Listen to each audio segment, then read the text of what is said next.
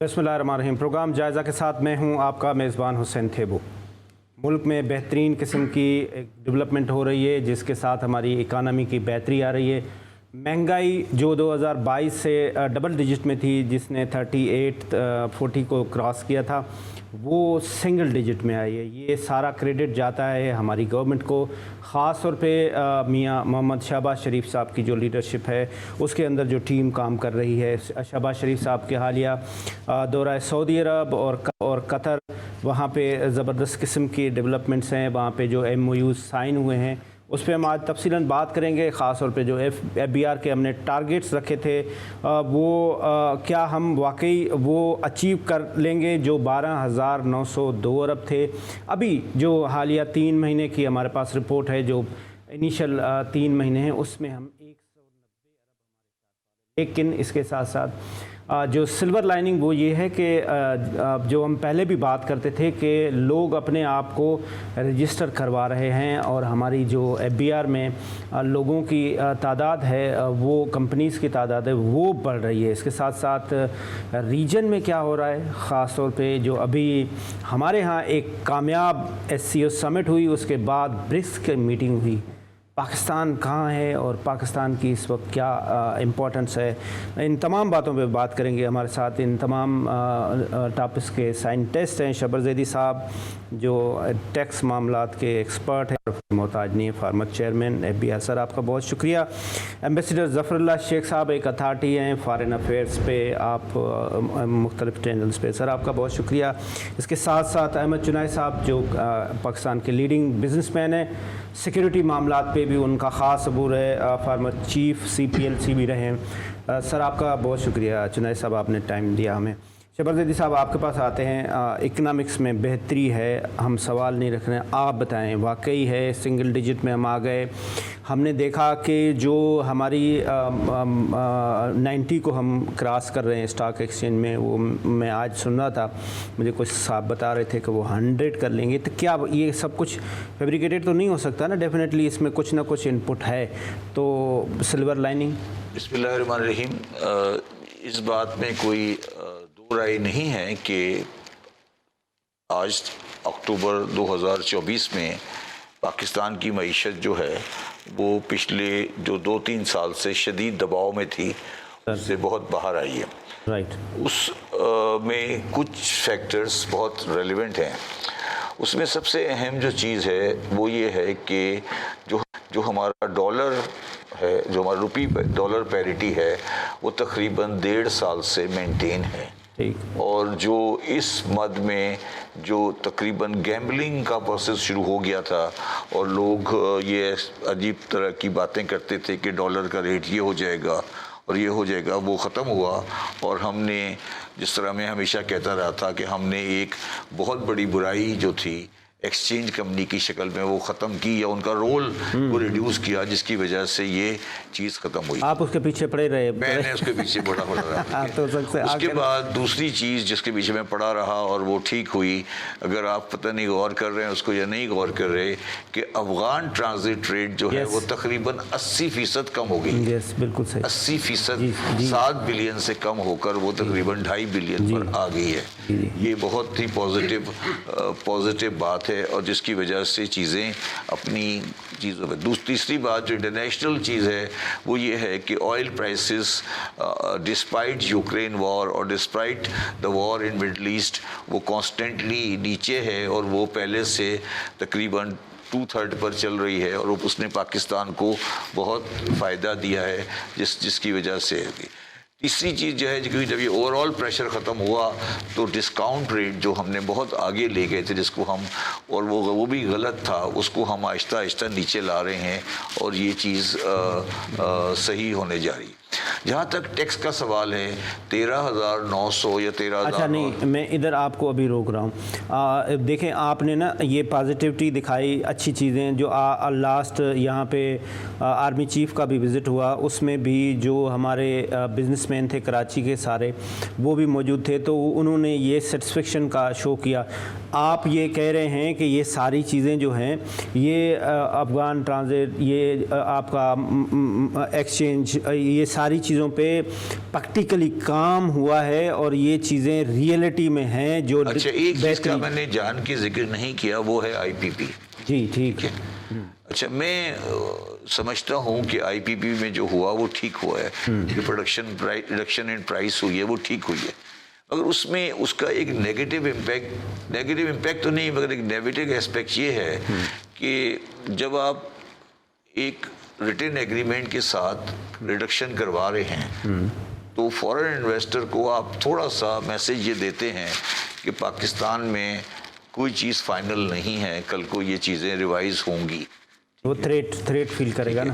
اچھا اب آپ نے بات کیونکہ شروع کر ہی دی ہے، اس لیے میں جو تھوڑا سا دوسری سائڈ کی بیان کر دیتا ہوں.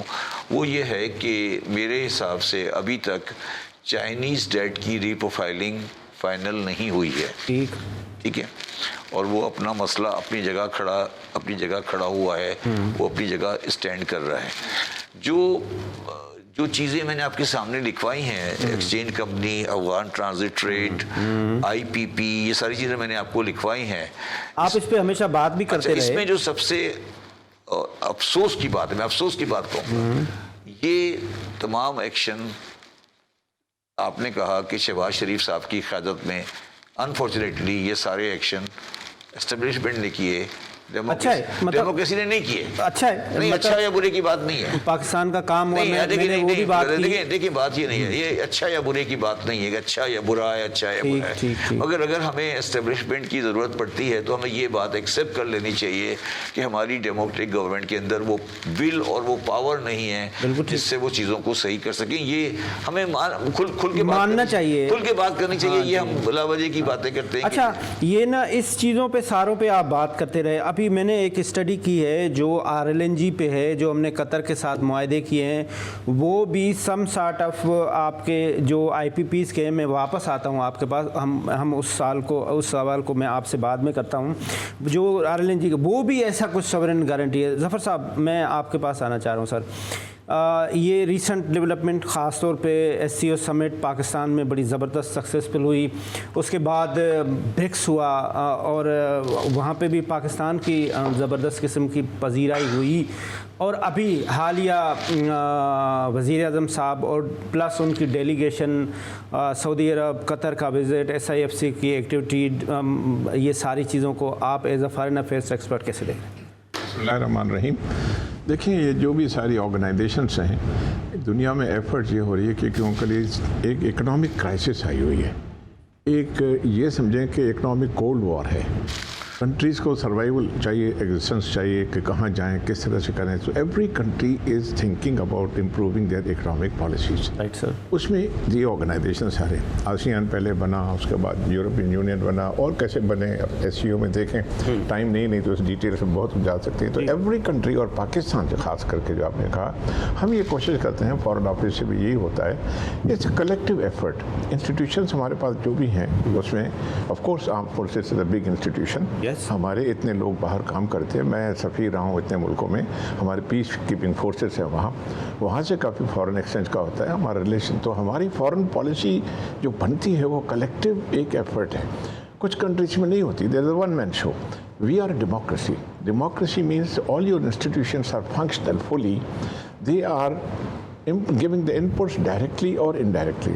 تو ہر کسی کی اپنے وہ ساری چیزیں ہیں. تو اس میں میرا خیال ہے کہ ہماری آرم فورسز کا بہت بڑا رول ہے.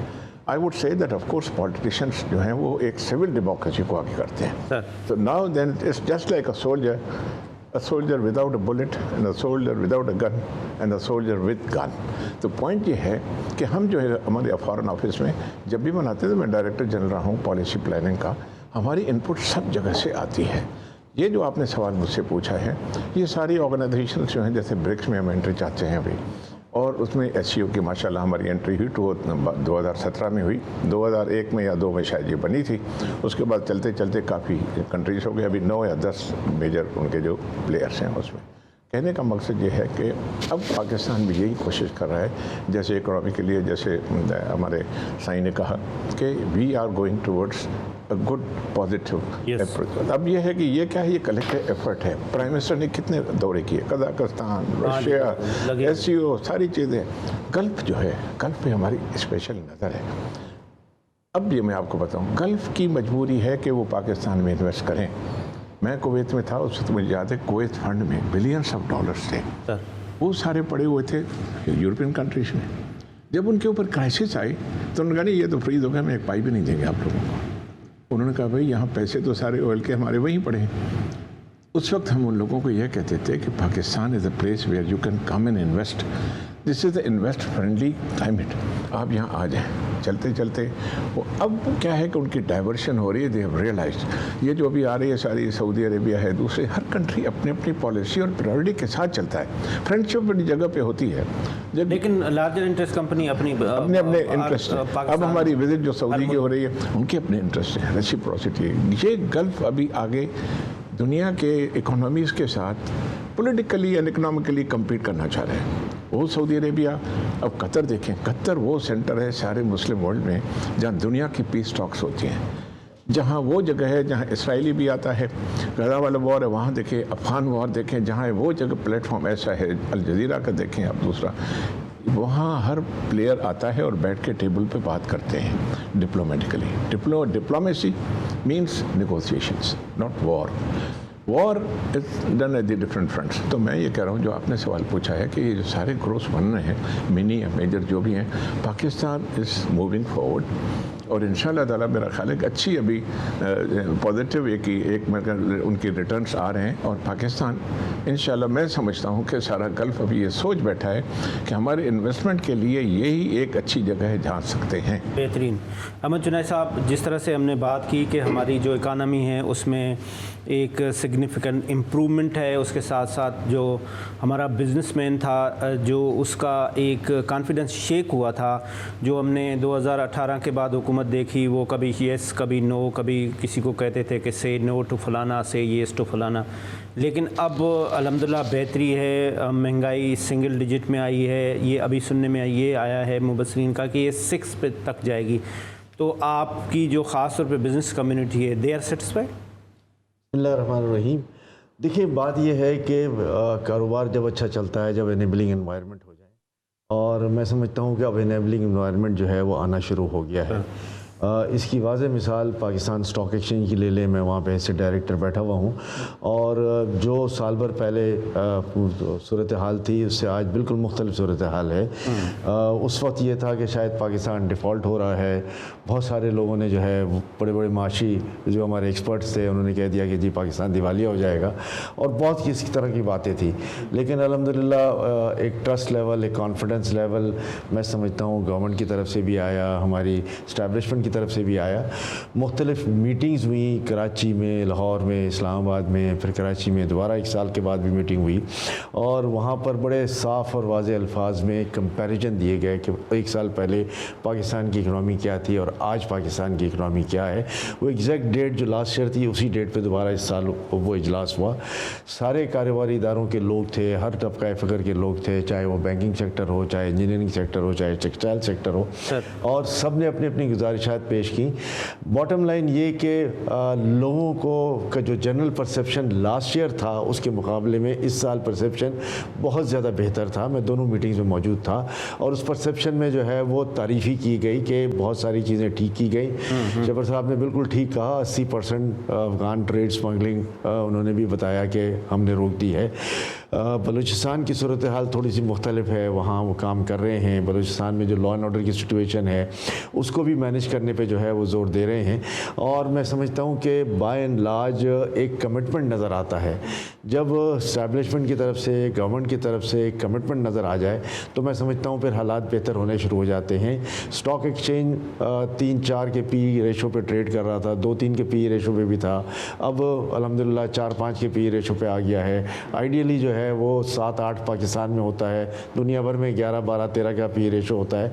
तो आज भी स्टॉक मार्केट में अगर लोगों का इंटरेस्ट पूरी तरीके से आ जाए तो मैं समझता हूँ कि ये लेवल्स जो हैं वो काफ़ी ऊपर जा सकते हैं। हैं, और लोगों के को जो एक ट्रस्ट लेवल और कॉन्फिडेंस लेवल हुकूमत के ऊपर आया है वो ज़्यादा बेहतर तरीके से आया है।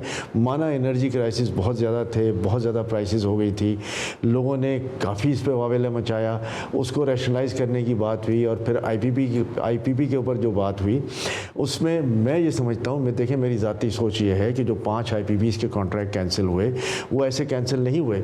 हम एक तरफ तो ये कहते हैं कि जी फॉरेनर्स का जो इन्वेस्टर्स हैं उनका कॉन्फिडेंस शेक हो सकता है, क्या पाकिस्तान गवर्नमेंट का कॉन्फिडेंस शेक नहीं हुआ जब आपने पाकिस्तान के साथ नाइंसाफ़ी की? दुगनी प्राइस पे जो है वो प्लांट लेकर आए, तिगनी प्राइस पे प्लांट लेकर आए, फ्रेट आपने ज़्यादा ओवर इन्वाइस किया, इंश्योरेंस आपने ओवर इन्वाइस किया। तो ये सारी चीज़ें जो हैं, और फिर आज जो उनकी कैपेसिटी है, अगर किसी की 500 मेगावाट कैपेसिटी है तो वो 200 मेगावाट नहीं दे सकता। तो आपका कमिटमेंट किधर गया जब आप हमारी कमिटमेंट की बात करते हैं?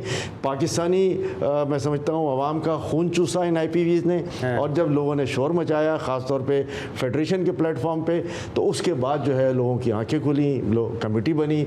मेरी खुद एनर्जी स्टेट मिनिस्टर से बात हुई कल, और उन्होंने बरमला कहा कि हम आर्बिट्रेरली कोई काम नहीं कर रहे, हम बिठा रहे हैं, एक एक से बात कर रहे हैं, उनको कन्विंस कर रहे हैं, और उसके बाद ही फैसला हो रहा है। बिल्कुल सही बात है, और इसको क्रेडिट जाता है जो हमारे लीडिंग बिजनेसमैन हैं, ख़ास तौर पे गौहर एजाज साहब ने ही इसको उठाया, और बड़े अच्छे तरीके से वो लेके चले भी सही। शबर ज़ैदी साहब, मैं पहले मुझे ना आप अलाउ करें कि मैं सवाल फ्रेम करूं जो मेरे पास इन्फॉर्मेशन है। जिस तरह से हमने मुख्तलिफ़ प्रोग्राम पिछले 2 सालों से IPPs पे किए, हमने ये अफ़गान ट्रांजिट्स पे किए, ख़ास तौर पे हमने PIA पे प्रोग्राम किए, जो अभी आज आके उनका वो कंक्लूजन हो रहा है। Somebody told me कि हमने कतर के साथ RLNG के ऐसे एग्रीमेंट्स किए हैं कि फॉर एग्ज़ाम्पल आपने हमें 10 शिपमेंट देने, आपको ज़रूरत है या आपको ज़रूरत नहीं है। अगर आप नहीं लेते हैं तो वो वही इसी तरह से जिस तरह से IPPs की आपकी कैपेसिटी चार्जेस जा रहा था, आप कतर को पैसे देते हैं विदाउट आपने लिया या नहीं। इज़ इट राइट और रॉन्ग? जी बिल्कुल, आपने ठीक कहा, और ये इसमें 3-4 फैक्टर हैं। ये RLNG आता है, फिर ये आके डी गैसिफिकेशन होता है इसका, ठीक। उनके साथ भी आपके ऐसे ही फिक्स टर्म के कॉन्ट्रैक्ट्स हैं, आप लें या ना लें। नहीं मतलब व्हाट आई एम सेइंग कि वो जो जहाज़ आता है जो डी गैसिफाई करता है, वो भी उसको भी आपने फिक्स टैरिफ दिया हुआ है कि आप अगर जहाज़ लाएंगे इतनी कैपेसिटी का तो आपको ये करना पड़ेगा। देखिए बात ये है हुसैन साहब कि जो हमारी, मैंने पहले भी आपके प्रोग्रामों में कहा है कि आपके मुल्क में माजी में माशी फैसले सियासी बुनियादों पर हुए हैं। मैं करप्शन की बात नहीं कर रहा, करप्शन के बारे में बात नहीं कर रहा, वो आपने सियासी पैमाने पर किए हैं।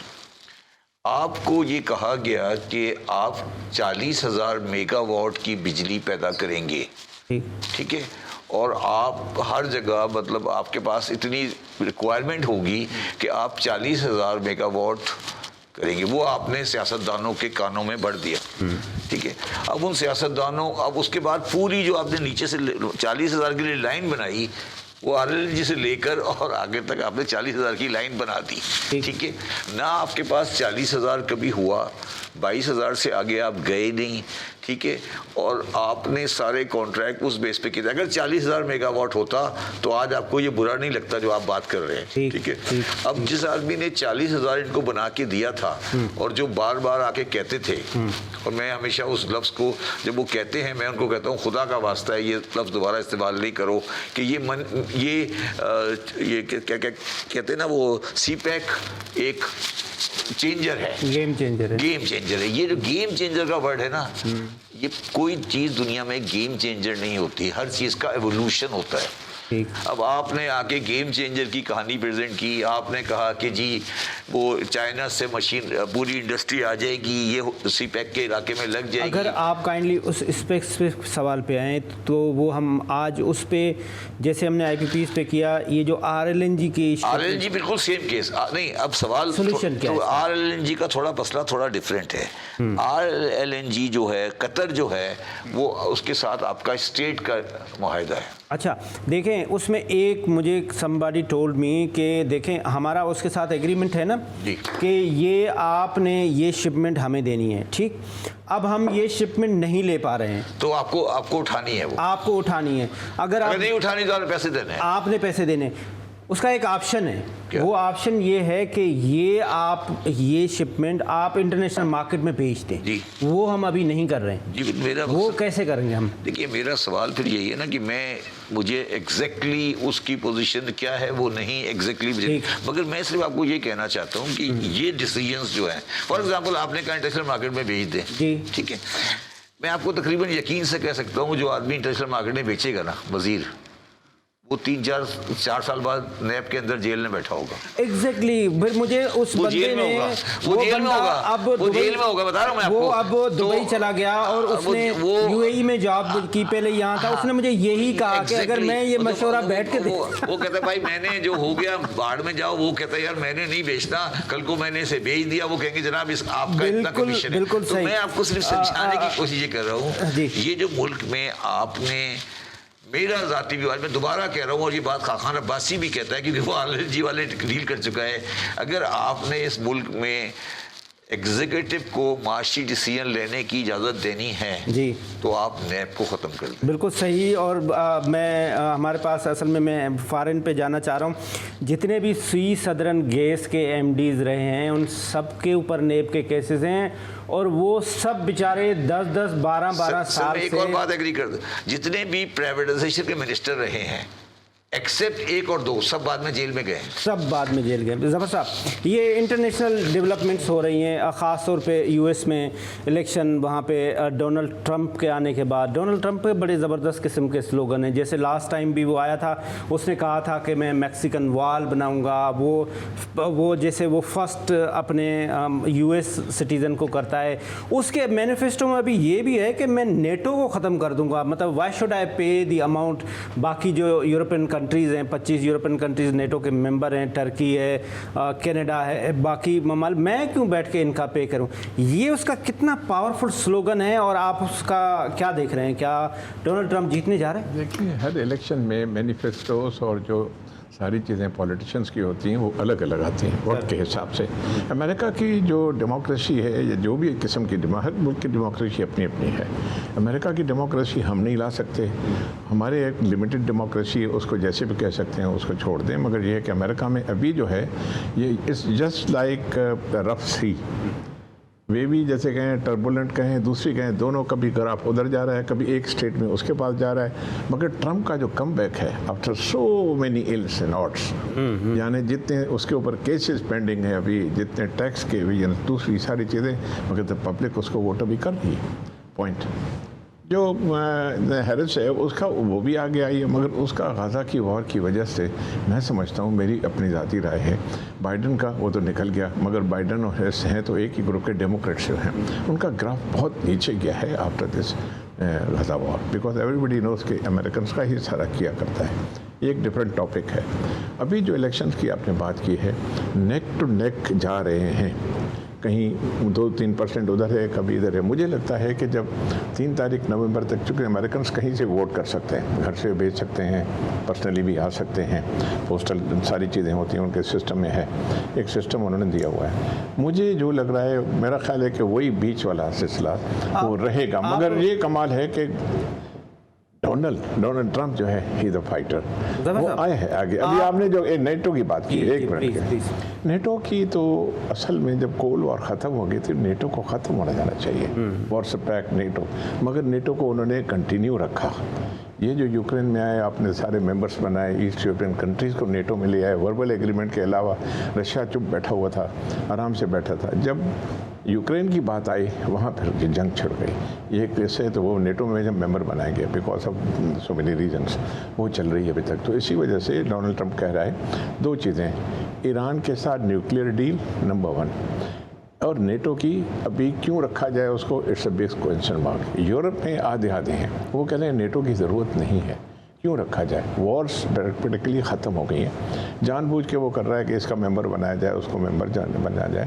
تو میں عرض کر چکا ہوں کہ ٹیکنیکلی कोल्ड वॉर के बाद नेटो ख़त्म होना चाहिए। As a foreign affairs expert हमारे पास परसेप्शन मिथ होती है, अभी भी एक मिथ चल रही है कि अगर डोनाल्ड ट्रंप आ जाएंगे तो वो उठाएंगे फ़ोन और वो कहेंगे कि ओ नो छो जी वो जरा उत्थे बैठ तो इज़ इट ट्रू? इसमें कोई मतलब ऐसा foreign affairs as a expert? देखिए, डोनाल्ड ट्रंप पहले भी आया है जी सर, और पहले डोनाल्ड ट्रंप की जो पॉलिसी रही है और अभी इसने स्पेसिफिकली बहुत सी चीज़ें कही है in light of this war जो चल रही है वहाँ से, उसमें नेटो की war in Ukraine and war in the middle east, दो चीज़ों पे वो वोट लेना चाहता है और सारी चीज़ें उसमें जो है बाइडन का ग्राफ नीचे है, वहाँ ज़्यादा बोल नहीं सकते। अब ये कहने का मकसद ये है कि उन्होंने जो भी कहा है कि मैं ये करूँगा वो करूँगा। आपको याद है एक दफ़ा उनका गल्फ कोऑपरेशन काउंसिल का हो रहा था तो वहाँ पिछले दौर में ट्रंप वहाँ गया था, कोई 300 बिलियन मेरा ख्याल है if I am not mistaken का एग्रीमेंट्स की थी वहाँ। They are market, they are selling things to middle east, they are selling this items to gulf.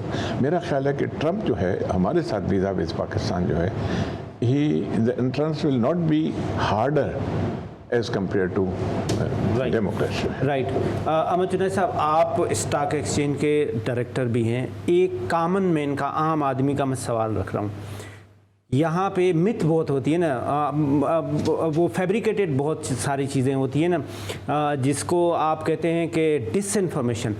लोगों का कहना ये है कि जी वहाँ पे जो है वो एकेडी और शब्बर और थेबो और जहांगीर सिद्दीकी और आरिफ हबीब और ज़फ़र शेख, ये 6 आदमी बैठे हुए हैं और ये सुबह उठते हैं, ये मीटिंग करते हैं और ये कहते हैं कि ये मार्केट जो है ना 85 से इसको 90 पे ले जाएं। लेकिन जो एक्सपर्ट हैं वो कहते हैं कि जी एक पॉइंट को बढ़ाने के लिए इतने अरब की इन्वेस्टमेंट। इसका आप एक सादे लैंग्वेज में जवाब दें जो आम आदमी को समझ आए, जो ये हमारे पास डिसइंफॉर्मेशन होती है इसको ख़त्म किया जाए। देखिए, बिल्कुल डिसइंफॉर्मेशन है, कोई ऐसी मिथ नहीं है, ना कभी इस तरह हो सकता है कि जी 4 आदमी बैठे हैं फैसला कर लें और शेयर्स ऊपर नीचे हो जाएं या मार्केट नीचे ऊपर नीचे हो जाए, ऐसा कोई कभी नहीं हो सकता। मार्केट बहुत बड़ी है, मार्केट में बहुत सारे प्लेयर्स मौजूद हैं, लोकली भी हैं, इंटरनेशनली भी हैं। आपका फॉरेन पोर्टफोलियो देख लें तो वो भी बहुत बड़ा कंट्रीब्यूशन है। ये इस तरह नहीं होता कि भाई मैंने कह दिया और मार्केट बढ़ गई। हमारी मार्केट बड़ी हसास मार्केट है।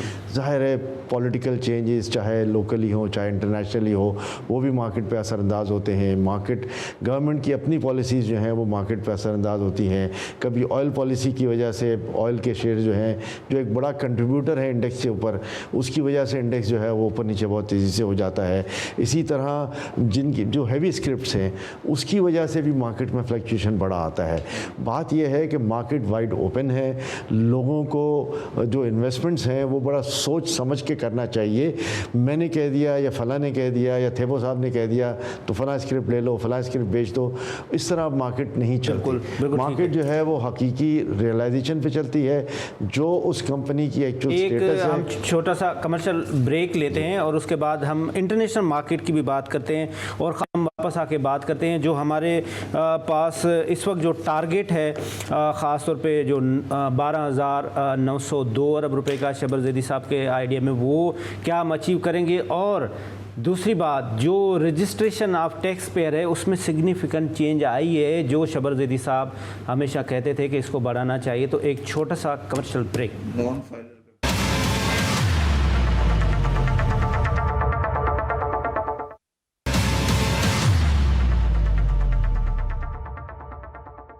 जी वेलकम बैक नाजरीन। हम ब्रेक से पहले बात कर रहे थे मुल्क की इकानमी और हमारे जो फॉरेन अफेयर्स और उसके साथ साथ जो वज़ीर आज़म साहब के मुख्तलिफ़ ममालिक के विज़िट्स और इन्वेस्टमेंट। शबर साहब, जो ये FBR का टारगेट है 12,902 अरब, आप बिजनेसमैन ये कहता है कि FBR के जो अफसर्स हैं वो उनको आप ऊपर से प्रेशर देते हैं, आपसे मुराद गवर्नमेंट, और वो फिर अनरीज़नेबली जो है ना वो लोगों को प्रेशराइज़ करते हैं और वो कलेक्शन में, जबकि जो अभी इनिशियल 3 महीने में है उसमें भी 190 अरब का अभी तक शॉर्टफॉल है और वो पूरा भी करना वो चाहते हैं। ये ठीक है और इस तरह से प्रेशर करके लेना? देखिए, 2 बातें हैं।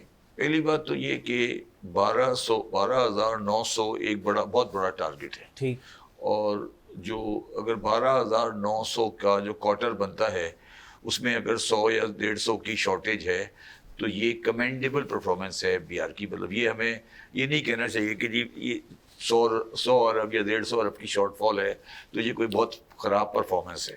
یہ پہلی بات. تو دوسرا یہ کہ افسران کو جو جس طریقے سے افسران یہ ٹارگٹ پورا کرتے ہیں, ٹارگٹ دینا غلط بات نہیں ہے, مگر یہ دیکھنا چاہیے کہ افسران کس طرح سے یہ ٹارگٹ پورا کرتے ہیں. اس پر FBR میں شدید بزنس مین کی شدید تحفظات ہیں, اور وہ تحفظات غلط نہیں ہیں. اس کو کیسے ایڈریس کیا جائے؟ وہ تحفظات بالکل ٹھیک ہے کہ وہ جو ٹارگٹ ہے وہ غلط طریقے سے فلفل کیا جاتا ہے, مگر یہ بات سب کو بالکل سامنے رکھنی چاہیے کہ 12,900 کے ساتھ یہ ملک نہیں چل سکتا. یہ ہمیں ملک اس وقت چلے گا جب یہ 25,000 ہوگا. کیسے ہوگا؟ 25,000 اس وقت ہوگا, اس میں سے کچھ چیزوں کا شروع ہو گیا ہے سلسلہ, اور یہ آہستہ آہستہ 25,000 ہوگا. فار ایگزامپل ابھی آپ بات کریں گے, میں پچھلے تقریباً 20 سال سے اس پہ لگا ہوا تھا کہ یہ ایک چیز انہوں نے ایجاد کی تھی, نان فائلر. یہ ایک جعلی سی چیز تھی, وہ ختم کی گئی ہے. اب نان فائلر آپ ختم کریں اور تمام لوگوں کو فائلر بنائیں, اور آہستہ آہستہ فائلر کو بڑھاتے جائیں. یہ 40 لاکھ سے 58 لاکھ ہے. دوسری بات جو ہے نا وہ یہ ہے کہ دیکھیں جیسے جیسے معیشت کی نیچر چینج ہو رہی ہے نا, فار ایگزامپل اب جب سے یہ موبائل فون یا ٹیکنالوجی آئی ہے تو آہستہ آہستہ مڈل مین ختم ہوتا جا رہا ہے. اور جب مڈل مین ختم ہوتا ہے تو آٹومیٹکلی ڈاکومنٹیشن امپروو ہوتی جاتی ہے. ڈاکومنٹیشن واقعی ٹھیک, ابھی FBR کا وہ جو پورٹل بنایا ہے وہ سب ٹھیک ہے. اس میں آپ درمیان میں انٹرفیئرنس نہیں کریں اور چیزوں کو صحیح چلنے دیں. ابھی آپ نے یہ سنا ہوگا کہ ایک ان پٹ ٹیکس میں آپ نے کہا کہ پرال نے 3.2 ٹریلین کا کوئی غلط ان پٹ ٹیکس کلیم ہو گیا اور یہ ہو گیا. یہ ہو سکتا ہے وہ صحیح ہو, مگر یہ ساری چیزیں اس لیے کی جاتی ہیں کہ آپ جو چیزیں سسٹم میں صحیح ہونے جا رہی ہیں اس کے درمیان میں رکاوٹ ڈالیں. پاکستانی لوگ نہیں چاہتے کہ ٹیکنالوجی ڈیولپ ہو, آٹومیشن آئے اور وہ چیز آگے کی طرف بڑھے. اس کی وجہ سے یہ رکاوٹیں آ رہی ہیں. تو کچھ چیزیں نیچرل طریقے سے, قدرتی طریقے, کسی آدمی کی ضرورت نہیں ہے, وہ نیچرل طریقے سے صحیح ہونے کی طرف جا رہی ہے, اور وہ نیچرلی ہوگا. تیسری بات یہ ہے کہ یہ ہمیں یاد رکھنا چاہیے کہ جو پاکستان کا جو اکنومی ہے جس کو آپ پوری معیشت کہتے ہیں, وہ اس کا ایکسیس FBR کے پاس نہیں ہے. مطلب بینکنگ ٹرانزیکشن ہے اور ٹرانزیکشن اس کا ایکسیس نہیں ہے, اور اس بات پہ بڑی سیریس بحث ہو رہی ہے کہ آہستہ آہستہ اس کا ایکسیس دیا جائے. اس کی یہ بھی ایک ڈبل ایج سورڈ ہے کہ کیا دیا جائے یا نہیں دیا جائے. ٹھیک ہے, اور یہ بات اس میں چیزوں میں آئے گی. مگر جو سب سے زیادہ اس وقت پریشان کن بات ہو گئی ہے, جو ہمیں سیریس دیکھنی پڑے گی, کہ پاکستان میں اس وقت جو ٹیکس ریٹ ہے اسپیشلی سیلریز کا ہے اور جو کمپنی کا ہے, وہ اتنا زیادہ کر دیا گیا ہے کہ وہ کسی آنیکس ٹیکس پیئر کو انسینٹیوائز کرتا ہے کہ اس کو ٹیکس کی چوری کی جائے. تو آپ کو ٹیکس کا ریٹ کم کر کے ٹیکس دینے والوں کی تعداد بڑھانی ہے, نہ کہ ریٹ. آپ نے 40% ٹیکس کر دیا ہے. 40 تو کچھ آپ بات کریں, 40 تو ہے. باقی جو AOP ہے ان کا تو اگر سپر ٹیکس لگائیں اور سرچارج لگائیں تو بعض جگہ پہ 50 سے اوپر ہے. تو مطلب یہ ٹوٹل ناانصافی ہے. ناانصافی ہے نہیں, ناانصافی تو اپنی جگہ پر ہے, مگر جب آپ ریٹ 40 سے اوپر لے جاتے ہیں تو لوگوں کو انسینٹیو ملتا ہے کہ وہ ٹیکس کی چوری کریں, پھر وہ ایونیوز تلاش کرنا شروع کر دیتا ہے. تو یہ ساری چیزیں ملا کر یہ چیزیں اپنی جگہ. دوسری بات ہے ایون جو سیل ٹیکس کا ریٹ ہے 18%, یہ بھی اور ہائر. آپ کے کہنے پہ بہت کم ہوا ہے بھائی, 18% بہت ہائر ریٹ ہے, دنیا میں بہت ہائر ریٹ ہے. اس کو ابھی اس کو 16 پہ لے کے جا رہے ہیں, اس کو 16 پہ لے کے جا رہے ہیں. یہ ایکچولی 12.5 ہونا چاہیے. دنیا میں جنرلی ایسے کنٹریز میں 12.5 کا ریٹ ہونا چاہیے کہ انسینٹیو کم ہو لوگوں کا چوری کرنے کے لیے اور چیزوں کو. میں ایک بریک لیتے ہیں, ایک بریک کے بعد آپ کو واپس آتے ہیں, پھر اس پہ سیلریڈ پرسن پہ بات کرتے ہیں, کیونکہ سیلریڈ پرسن کا بہت بڑا مسئلہ ہے. پھر وہ آپ کی بات بالکل ٹھیک ہے کہ جب آپ ان کو صحیح مطلب 50% پہ آپ 50% آپ سیلریڈ پرسن سے ٹیکس لے رہے ہیں, تو وہ پھر ابھی نیوز تلاش کرے گا نا. ایک چھوٹا سا کمرشل.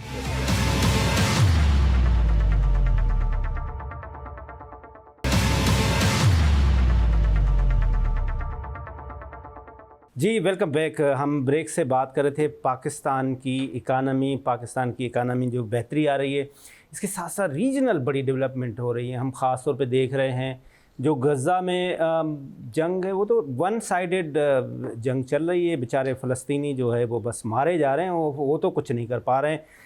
ایران کیا دیکھ رہا ہے ابھی جو نئی ڈیولپمنٹ آ رہی ہے، خاص طور پہ اس میں اگر وہاں چینجز ہو رہی ہے اور امریکہ بادشاہ سلامت وہاں پہ اگر آپ کا ڈونلڈ ٹرمپ آتا ہے یا آپ کی کملا آ جاتی ہے تو اس سے کوئی اس ہمارے مڈل ایسٹ پہ خاص طور پہ کوئی فرق پڑے گا ظفر صاحب؟ مڈل ایسٹ میں آگ جل رہی ہے، سب کو پتہ ہے. حماس نے اٹیک کیا اکتوبر میں لاسٹ ایئر. کیوں کیا؟ اس سے بہت لمبی بحث ہے کہ ایک حماس کو جب پتا تھا کہ اسرائیل ول ریٹیلیٹ، اسرائیل مینس امریکنس ول ریٹیلیٹ، مینس ویسٹ ول ریٹیلیٹ، تو یہ اٹیک کیوں کیا گیا؟ اب دوسری چیز پہ آتے ہیں. اب کوشچن ہوتا ہے کہ وار اینڈ اس کی ہوگی یا نہیں ہوگی، انتہا ہوگی یا یہ چلتی رہے گی. ادھر امریکن الیکشنز بھی ہو رہے ہیں. جیسے میں نے عرض کیا تھا بائیڈن کا گراف صرف اس کی وجہ سے کیونکہ کھلا انٹرنیشنل جو وائلیشن ساری ہو گئے. آئی سی جے کا ڈیسیجن آیا، پرواہ نہیں ہے. نیتن یاہو کہہ رہا ہے جو کرنا ہے کر لو، یو این میں کرنا ہے جو کر لو. He is not listening to anybody any saint. آپ کہنا چاہ رہے ہیں کہ وہ اس کا کملا ہیرس کو اس کو نقصان ہوگا؟ ہوا ہے، بالکل ہوگا جی. اس کا ہوا ہے، نہیں تو اس کا گراف اوپر جاتا. جو سب سے بڑا جو فائدہ ٹرمپ کو ہو رہا ہے وہ اس کی وجہ سے کہ ان کے دیکھیں سارے ویسٹرن کنٹریز میں، یورپین کنٹریز میں اور ان کے اپنے کنٹریز میں پوزیشنز نکلے ہیں ان کے خلاف کہ یہ جنگ بند کرو. پبلک جو ہے نا وہ پبلک ابھی دیکھیں یہ 3 دن جو 4 دن باقی ہیں بڑے یہ اس میں ڈیسائیڈ کریں گے کہ کیا ہوگا. تھنکنگ 2-3 چیزیں ہیں. مسلم voters number 1، black voters number 2، number 3 immigration سے جو ہو رہا ہے، جو ٹرمپ وال بنا رہا تھا وہاں $14 بلین کی میکسیکو اور فلاں. نمبر 2 یہ فیکٹرز جو ہیں بہت فیکٹرز ہیں. اور یہ غزہ کی وار آپ کہتے ہیں غزہ کی وار پہ اس کے بڑے ریپرکشنز ہیں. اور امریکنز جو ہیں سب یہ دنیا سوچ رہی ہے کہ امریکنز کی زیادتی ہے. نمبر 1 اب یہ وار بند ہوگی. میں صرف ایک سمپل جو میری سمجھ میں آتا ہے، یہ وار تب بندی جب جو 7 اکتوبر if I'm not mistaken 7 اکتوبر کا اٹیک ہوا تھا. جتنے اسرائیلیز جو بھی پریزنرز آف وار ہیں ابھی حماس کے پاس، جب تک وہ واپس نہیں کریں گے، نیتن یاہو نے کہا ہے کہ میں نہیں جنگ بند کروں گا. کھلا سمپل بدماشی، گنڈا گردی نمبر 1. اب آتے ہیں ایران کے اوپر، ٹائم نہیں ہے. ایران میں جو ہے 79 میں اگر I'm not mistaken ریولیوشن ہوا تھا، خامنئی آیا، ایگزائل سے آ گیا، سارے ملک کا چینج ہو گیا سسٹم. ابھی تک وہ سلسلہ چل رہا ہے. کافی رپورٹس یہ بھی ہیں کہ لوگ تھک گئے ہیں اس سسٹم سے. اینڈ لوگ اس اسلامی نظام جو اسلامی میں نہیں کہوں گا، وہ دے وانٹ. دیکھیں ایک شاہ کے وقت میں ایرانینس کا سسٹم اور تھا ٹوٹل. اب یہ جو سارا جو 79 بہت ہے، 50 سال ہو گئے، تھک گئے لوگ. اور لوگ چاہ رہے ہیں کہ کسی قسم کی آزادی یا ڈیموکریسی اس قسم کی آئے کہ وہ دنیا کے ساتھ بیٹھ کے اس طرح سے کام کر سکیں. اسلام تو ہر جگہ پہ ملکوں میں ہے، وہ لمیٹڈ ہے، ان لمیٹڈ ہے جیسے بھی ہے، مگر ایران کھلی ایک سوسائٹی تھی. جہاں تک کہیں جو دیکھا گیا ہے اور رپورٹس یہ ہیں کہ they also want a change and now change. And یہ بھی ہے سنا گیا ہے کہ اسرائیل کو کہا گیا ہے کہ بھائی چینج لاؤ. دیکھیے جب ایک عام آدمی ایک کازز آف ریبیلین کیا ہے؟ کازز آف ریبیلین تب ہوتے ہیں جب آپ کے گھر میں بھی کازز آف ریبیلین ہو سکتے ہیں، ملک ہو سکتے ہیں، جب ان کے اوپر ناانصافی ہوتی ہے. ایک تھوڑی سی تکلیف دیں گے، زیادہ تکلیف دیں گے، وہ چلائے گا. تو میرا خیال ہے کہ ابھی ایران جو ہے وہ اپنے ہی انٹرنلی ان کو کافی پرابلمس ہیں. اور حماس جو ہے کبھی بھی واپس نہیں کرے گا. وہ کہتا ہے مجھے ٹاکس میں بٹھاؤ. قطر میں بھی ٹاکس ہو رہے ہیں، وہ امریکنس کریں نہیں، یہ ٹیررسٹ گروپ ہے، ان کو ہم ٹاکس میں ساتھ نہیں بٹھائیں گے. مگر ابھی آپ نے دیکھا بلنکن ابھی دوبارہ آیا ہے اور CIA کے سارے ڈائریکٹرز، موساد کے ڈائریکٹرز سارے قطر میں مل رہے ہیں. یہ الیکشنز وہاں آ رہا ہے. وہ یہ چاہ رہے ہیں کہ 2 دن کا 3 دن کا سیز فائر ہو، مگر that is not the solution. یہاں آگ جلی ہوئی ہے ساری. امریکنس اس کو لگتے رہیں گے. اور امریکنس جو ہیں جب تک ایران کے ساتھ بیٹھ کے کچھ نہیں ہوتا، کیونکہ چائنا اور رشیا کی سپورٹ ہے ایران کو. ایسی معمولی چیزیں نہیں ہے. ورلڈ وار نہیں چاہتے، مگر یہ کہ نیوکلیئر پہ اگر ہوگا، کیونکہ ایران نے کہا کہ ہم سب کچھ لٹا دیں گے، سب کچھ کریں گے. شبر صاحب اس پہ آپ کی بڑی اسٹڈی ہے، اس پہ ایک تھوڑا کمنٹس کریں تو میں احمد چنائے صاحب. دیکھیے میں تھوڑا سا اس میں ایک بات، میری ایک بڑا سمپل سا ویو ہے کہ مجھے آج تک سمجھ یہ نہیں آئی کہ ایران کا اور اسرائیل کا کیا جھگڑا ہے؟ Good point. بتائیں مجھے. اسرائیل کا نہ بارڈر ملتا ہے ایران کے ساتھ، نہ ایران کا کوئی اس سے، تو ایران اور اسرائیل کا جھگڑا کیا ہے؟ آپ بتائیں. کوئی جھگڑا نہیں ہے. پھر کیوں لڑ کوئی جھگڑا نہیں ہے. یہ بالکل صحیح بات کر رہے ہیں شیخ صاحب کہ جو 79 کا ریولوشن تھا اس کو زندہ رکھنے کے لیے یا اس کی ایک والیٹیلیٹی کو برقرار رکھنے کے لیے یہ چیز ہے.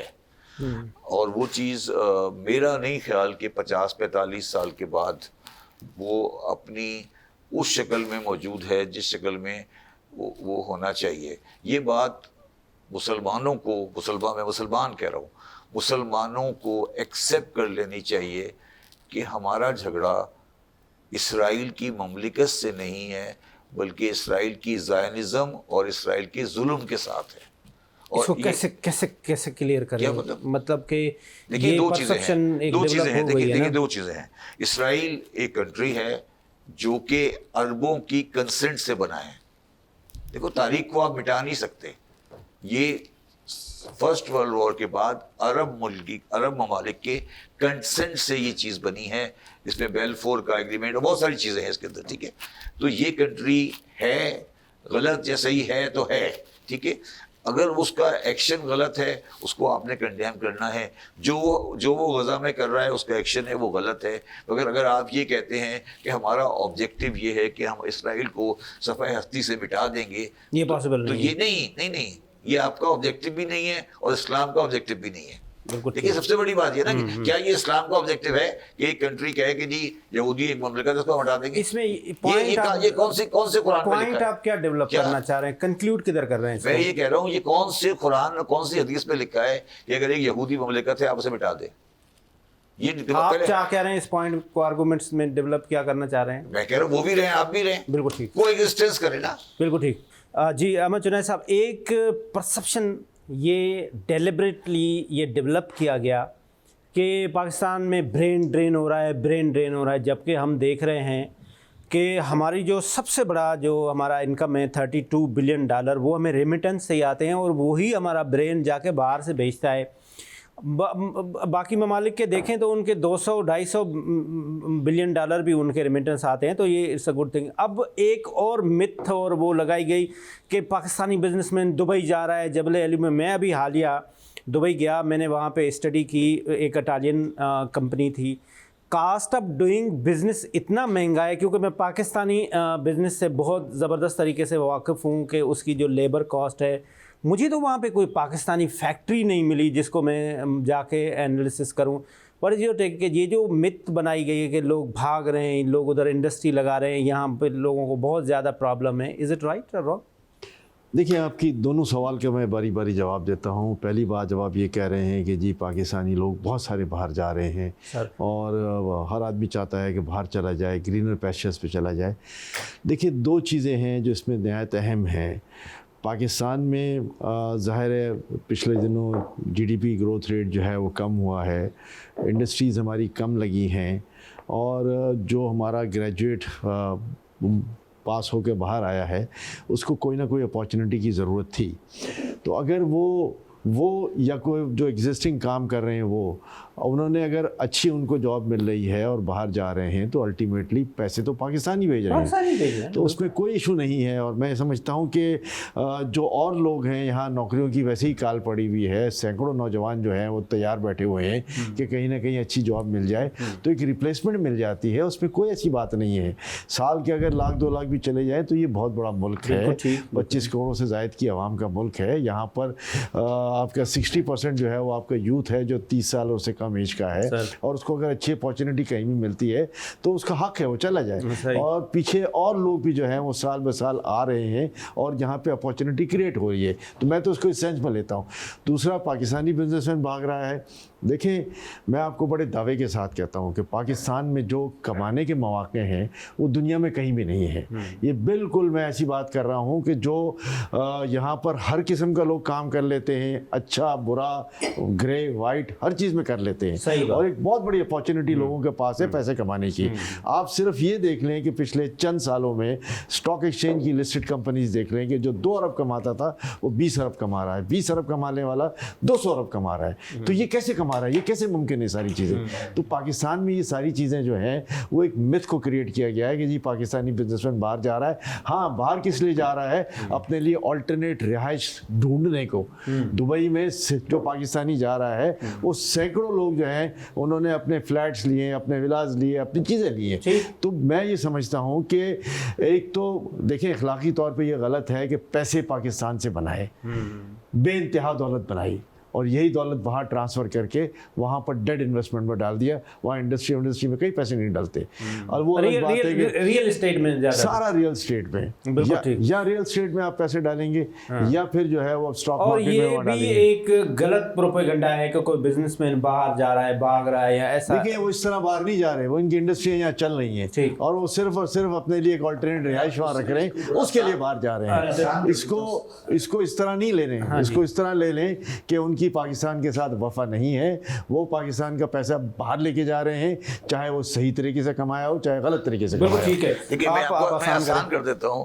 پاکستان FATF کی وائٹ لسٹ میں ہے اور دبئی گرے لسٹ میں, اور جبکہ پورا بلیک ادھر پیسہ ہے. نہیں تو آپ کو سمجھ آ جانی چاہیے کہ دبئی میں کون سا پیسہ جا رہا ہے. آپ کو سمجھ آ رہی ہے بات؟ دبئی گرے لسٹ میں ہے, پاکستان وائٹ لسٹ میں ہے. بالکل ٹھیک ہے. تو آپ دبئی میں جو پیسہ جا رہا ہے پھر آپ کو سمجھ آ جانی چاہیے کون سا پیسہ جا رہا ہے. بالکل ٹھیک ہے, ٹھیک ہے نا. یہ بات ظفر صاحب, US الیکشن آپ کی پریڈکشن؟ نیک ٹو نیک. ٹھیک ہے.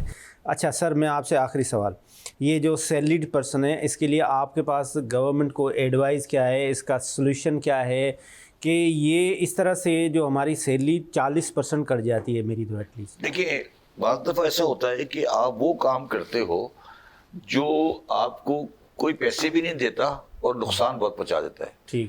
سیلری میں 3 طبقے ہیں. ایک بہت کم سیلری والا ہے, اس کی سیلری کا ٹیکس ریٹ نہیں بڑھایا گیا. ہاں وہ بہت کم ہے نا. ٹھیک ہے. اور ایک ہائیسٹ سلیب ہے وہ بھی نہیں بڑھایا گیا. وہ کوئی 1 لاکھ آدمی ہوں گے. اور جو پورے پاکستان کا ایک درمیان کا طبقہ ہے اس کو بلا وجہ میں کہہ رہا ہوں بلا وجہ خراب کیا گیا. یہ میں نالائکی کہوں گا. یہ کوئی پالیسی نہیں ہے. اس کو آپ نے ہٹ کر دیا نا, اس کی آواز بہت بڑی ہے یا وہ افیکٹ بہت بڑا ہے. آپ کو فائنینشیلی کچھ بھی نہیں ملا. اور ٹاپر کو آپ نے نہیں کیا, ٹاپر کو بھی نہیں کیا آپ نے, ٹاپر کو بھی نہیں کیا آپ نے. درمیان والا سلیب جس میں سیلری کے سمجھ لیں آپ 90% لوگ تھے, ان کو آپ نے ٹچ کر کے خراب کر دیا, بلا وجہ خراب کر دیا. یہ نالائکی ہے. یہ اس کی جو بیک گراؤنڈ ہے وہ یہ ہے کہ IMF نے کہا ان کو کہ آپ اپنے سیلری کا سلیب صحیح کریں. وہ میرے حساب سے انہوں نے کسی کلرک کو دے دیا, وہ کلرک نے بنا کے دے دیا, وہ آگے چلا گیا. سولوشن بتائیں. سولوشن صحیح کر دیں. صحیح کر دیں. سمپل. دیکھیں میری بات سنیں. جس آدمی کی تنخواہ لیٹس سے کہ 3 لاکھ روپے ہے یا 4 لاکھ روپے مہینے کی ہے یا لیٹس سے 2 لاکھ روپے مہینے کی ہے, وہ تو بچا ہوا ہے نا. نہیں 2 لاکھ 2 مہینہ, ہاں, اس کو کسی بھی حال میں ٹیکس ریٹ 20% زیادہ نہیں ہونا چاہیے. نہیں ہونا چاہیے. ابھی جو ریٹ ہے وہ زیادہ سے زیادہ چلا گیا ہے. تو ان کو آپ کم کریں. جو آپ کی تنخواہ کسی کی 10 کروڑ مہینے کی ہے اس کو آپ ضرور ٹیکس کریں. مگر جس آدمی کی تنخواہ ایک سرٹن لیول تک ہے 3, 4, 5 لاکھ مہینے تک ہے, اس کو آپ 20% زیادہ ٹیکس نہیں کر سکتے. بالکل ٹھیک ہے. شہباز علی صاحب آپ کا بہت بہت شکریہ. ایمبیسیڈر ظفر اللہ شیخ صاحب آپ کا بہت بہت شکریہ. احمد جنید صاحب آپ کا بہت شکریہ. اس کے ساتھ آج کا پروگرام ختم ہوا. یہ جو ہماری گورنمنٹ ہے, ہم بہت سارے پروگرام IPPs پہ کرتے رہے, ہم بہت سارے پروگرام افغان جو اللیگل ٹرانزٹ تھی اس پہ کرتے رہے. بہترین قسم کی امپرومنٹ ہے. ہم ان کو اپریشیٹ بھی کرنا چاہیے. جب ہم کرٹیسائز کرتے تھے تو اس کو کرٹیسائز بھی کرتے تھے لیکن آج ہم نے خاص طور پہ پوائنٹس ڈسکس کیے ہیں, یہ دیکھنے چاہیے اور جس طرح سے ہمارے پینل نے سلوشن دیے ہیں تو اس کو امپلیمنٹ کرنا چاہیے. خدا حافظ. پاکستان زندہ باد.